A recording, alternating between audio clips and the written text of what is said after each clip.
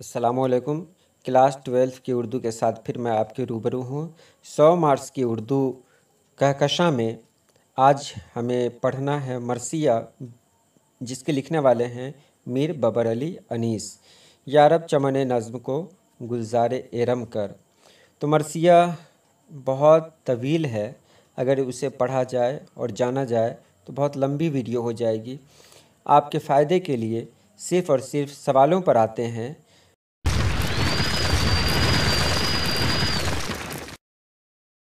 तो सवाल कुछ इस तरह है, मीर अनीस का पूरा नाम क्या है? तो इसका जवाब है, मीर अनीस का पूरा नाम है मीर बबर अली अनीस। मरसिया की तमहीद को क्या कहते हैं? तो मरसिया की तमहीद को चेहरा कहते हैं। मीर अनीस के एक हमअस्र शायर का नाम बताइए। तो उनके हमअस्र शायर हैं मिर्ज़ा सलामत अली दबीर। उर्दू के पहले मरसिया का नाम क्या है? तो उर्दू के पहले मरसिया का नाम है नौसरहार। मरसिया किस लफ्ज़ से मुश्तक़ है? तो लफ्ज़ मरसिया रसा से मुश्तक़ है। अनीस का ताल्लुक़ किस दबिस्तान से है? तो अनीस का ताल्लुक़ दबिस्तान लखनऊ से है। अनीस के असलाफ़ में किस मसनवी निगार का नाम आता है? तो अनीस के असलाफ़ में मीर हसन मसनवी निगार का नाम आता है। अब देखते हैं मुख्तसर सवालात। मरसिया के अज्जाए तरकीबी क्या हैं? पहला सवाल है, मरसिया के अज्जाए तरकीबी क्या हैं? तो ये जवाब मैंने अलग से बनाया है। मरसिया के अज्जाए तरकीबी: चेहरा, तमहीद के तौर पर नात, मनक़बत वग़ैरह बयान किया जाता है। यानी मरसिया के 8 अज्जाए तरकीबी हैं, जिसमें पहला है चेहरा, जो उसका इंट्रोडक्शन होता है मरसिया का, जिसमें हामद, नात, मनक़बत बयान किए जाते हैं। उसके बाद है सरापा। तो मरसिया में जो हीरो है उस हीरो के क़द व क़ामत, ख़ाल व ख़त का ज़िक्र होता है। उसके बाद रुख़सत, तो हीरो जब जंग में जाने के लिए इजाज़त लेता है उसी को रुख़सत कहते हैं। उसके बाद है आमद, तो हीरो का शान व शौकत के साथ मैदान में आना, ये आमद कहलाता है। उसके बाद है रजज़, तो हीरो की ज़बान से अपने नस्ब की तारीफ़ और अपनी महारत का इजहार। और उसके बाद होता है जंग, तो जंग यानी हीरो का बहादुरी के साथ लड़ना।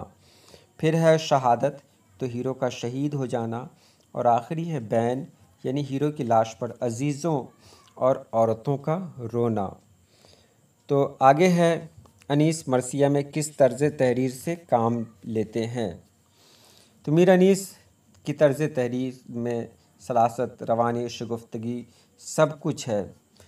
और मीर के कलाम में फ़साहत इस दर्जे नुमाया है कि उनका कोई मुखालिफ भी इस हकीकत का इनकार नहीं कर सकता। वो बहुत आसान लफ्ज़ों में बड़ी बड़ी बातें कह जाते हैं और उनका मज़मून बिल्कुल नया होता है, लोग उनकी बारीकी तक नहीं पहुंच पाते। दूसरा सवाल है, इस अहद में सब कुछ है पर इंसाफ नहीं है, इसका क्या मतलब हुआ? अनीस दर्ज बाला मिसरा क्यों रकम करते हैं? अपने सबक के हवाले से जवाब दीजिए। तो यहाँ दिया हुआ इस अहद में सब कुछ है पर इंसाफ नहीं है, ये आपके मरसिये के छठे बंद से माखूज़ है। इसमें मीर अनीस अपने तईं दुनिया की नाक़दरी का शिकवा करते हैं और ख़ुदा से मुखातिब होकर कहते हैं कि दुनिया के लोग इतने बुरे हो चुके हैं, दुनिया तो तरक्की हासिल कर चुकी है मगर यहाँ के लोग इतने बुरे हैं कि उनके अंदर इंसाफ नहीं रहा। यानी इस मिसरे में शायर अपने साथ नाइंसाफ़ी का गिला करते हैं। उसके बाद है, सौरंग का मजमू हो तो एक फूल से बांधूँ, यानी मिसरों में लफ्ज़ों की तरतीब दुरुस्त कीजिए। सौरंग का मजमू हो तो एक फूल से बांधूँ, ये होना चाहिए। एक फूल का मजमू हो तो सौरंग से बांधूँ। उसके बाद है, चमन नज़्म को यारब गुलजार एरम कर, ये होना चाहिए था यारब चमन नज़्म को गुलजार एरम कर। उसके बाद है, सब कुछ है पर इंसाफ इस अहद में नहीं है, तो ये इस तरह है, इस अहद में सब कुछ है पर इंसाफ नहीं है। अब आते हैं तवील सवालात की तरफ। अनीस फ़न मरसिया की मिराज हैं, इस कौल के कबूल या रद्द में दलीलें दीजिए। तो मीर बबर अली अनीस को शायरी वर्सा में मिली थी, यानी विरासत में मिली थी। उनके दादा मीर हसन उर्दू के सबसे अहम मसनवी सहरुल बयान के मुसन्निफ़ हैं। मीर खलीक मीर अनीस के वालिद थे। میر انیس فیض آباد میں پیدا ہوئے۔ ہوش سنبھالا تو گھر میں مرثیہ گوئی کا چرچا دیکھا۔ میر انیس نے اپنی شاعری کی ابتدا تو غزل سے کی ہے، لیکن بہت جلد انہوں نے غزل چھوڑ دی اور مرثیہ کہنے لگے۔ ان کی سب سے بڑی خوبی ہے ان کی قادر الکلامی، یعنی بہت زیادہ لکھنا۔ اپنے اسی خوبی کے بنا پر انہوں نے اردو مرثیہ کے فن کو بام عروج تک پہنچا دیا، یعنی ایک نیا مقام دیا۔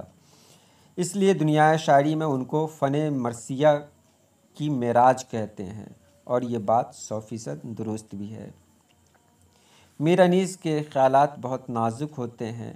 وہ بہت مشکل فلسفہ کو بھی سیدھے سادھے انداز میں بیان کر جاتے ہیں، برجستگی اور بے تکلفی سے بیان کر جاتے ہیں۔ حیرت ہوتی ہے، اور پھر سننے والے کے دل و دماغ پر جو اثر پیدا کرنا چاہتے ہیں وہ اس میں کامیاب رہتے ہیں۔ اب آگے ہے، مذہبی عنصر کی شمولیت کے باوجود صنف مرثیہ کا زوال کیوں ہوا؟ مرثیہ کو زوال پذیر ہونے کے خاص 2 اسباب تھے۔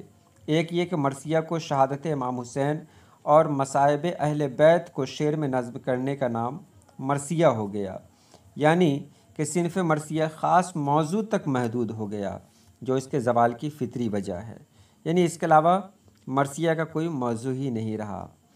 اور اس کی دوسری وجہ یہ ہوئی کہ مرثیہ کے موضوع کو محدود کر دینے کی وجہ سے شیعہ حضرات نے اسے عبادت اور کار ثواب سمجھ کر مرثیہ لکھا۔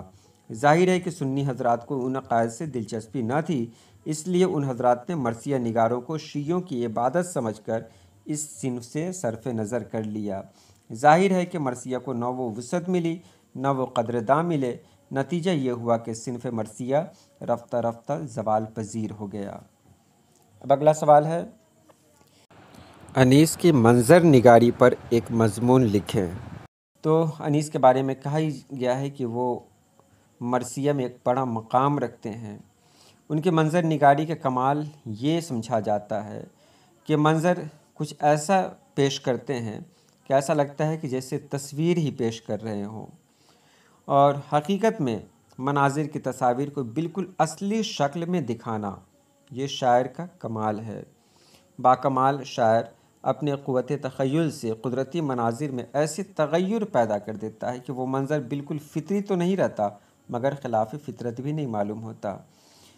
یعنی کہ انیس جب جنگ کا نقشہ کھینچتے ہیں اپنی مرثیہ میں، تو پہلوانوں کی آمد، دھوم دھام، شور، دشمنوں کے داؤں پیچ اور تلوار چلانا، نیزہ بازی، تیر اندازی، شاہ سواری، یہ سب کا نام لیتے ہیں اور اسے اس طرح پیش کرتے ہیں کہ جیسے لگتا ہے کہ جنگ کا نقشہ ہی آنکھوں میں پھر گیا ہو۔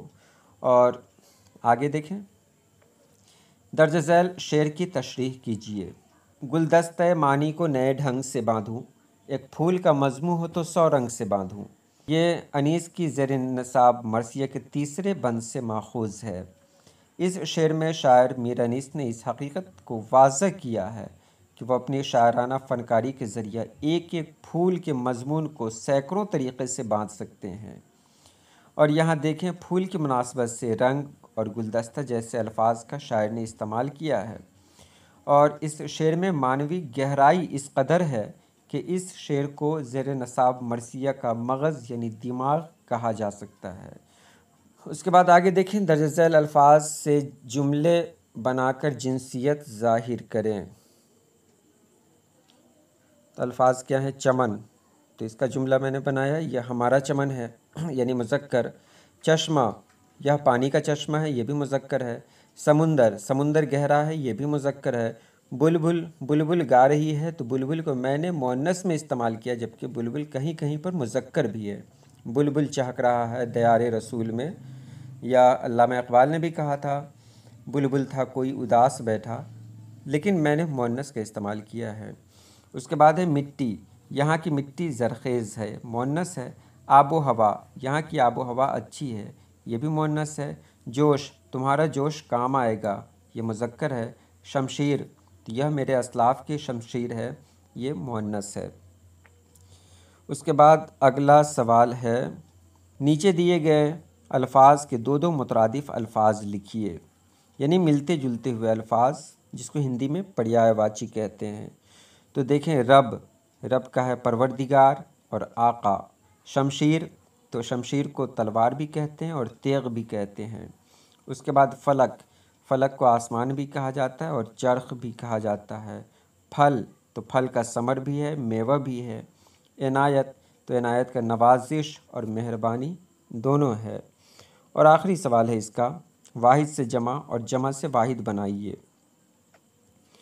صاحب واحد ہے تو اس کی جمع اصحاب، اطراف جمع ہے تو اس کی واحد طرف، حکام جمع ہے تو واحد ہے حاکم۔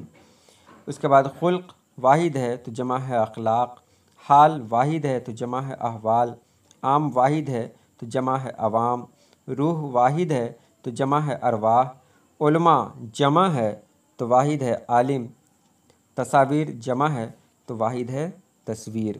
یہ رہی آپ کی ویڈیو، اور میں نے کوشش کیا کہ بہت کم وقت میں اسے پیش کیا جائے تاکہ آپ اسے سن سکیں اور یاد کر سکیں۔ چلیے آج کے لیے اتنا ہی۔ اللہ پاک آپ سبھی لوگوں کو خوش رکھے، آباد رکھے۔ اللہ حافظ۔